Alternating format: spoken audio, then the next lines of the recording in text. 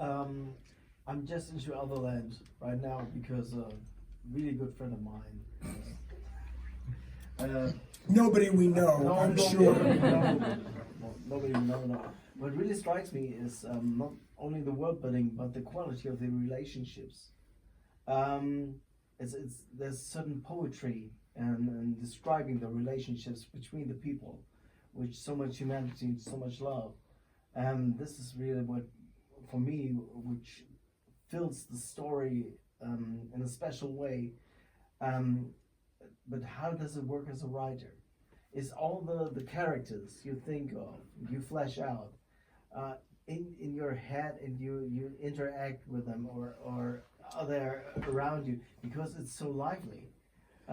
Especially the relationships now between Rini and Shabu and the people they meet, and describing all the mothers who are absent in their family lives, and it's so striking, and it's so how do you do it? I'm really interested in people. You know, I mean, I say science and history, but what I'm interested there in is, you know, all kinds of things, but I'm also just really interested in people. I'm fascinated by us as a species. I am actually more optimistic about us as a species than many people probably are. Not that we don't have a lot of problems, because of course we do. Not that there aren't trends, but one of the other good things about hitting a certain age in life is you begin to see the patterns of history even in your own lifetime. So, you know, I was able to tell our daughter in 2016, when she was in tears over the results of the American election, I said, you know, been through it before. I sat with my mother, who was weeping during the 1980 election.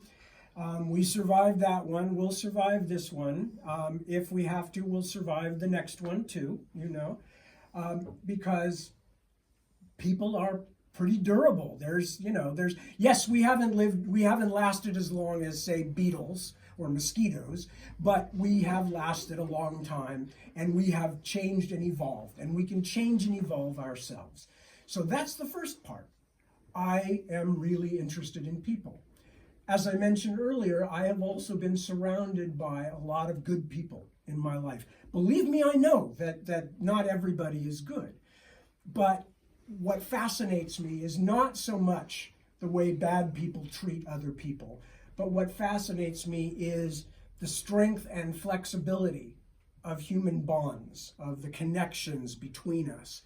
And as much as I can, that I bring that into my work. Again, hopefully not in a happy, joy kind of way, where everything is good all the time. You know, this is not Candide, and I'm certainly not Voltaire, but, you know, it's important to me that we look at that part of humanity as well, that we see what we can do and what we can be with each other. And then also just the complexity of people. And I have a rule. I've talked about this on this tour. I have a rule, and I believe in it both for my life, but also in my books. And that is that we are all the heroes of our stories. We are all the heroes of our own stories.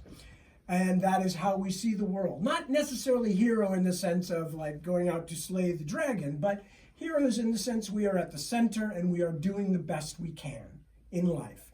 And so I don't write characters, even small characters, in a disposable way, right? They are not simply there to be a cardboard cutout. Even if they are small, I want them to have their moment of humanity where the reader sees it.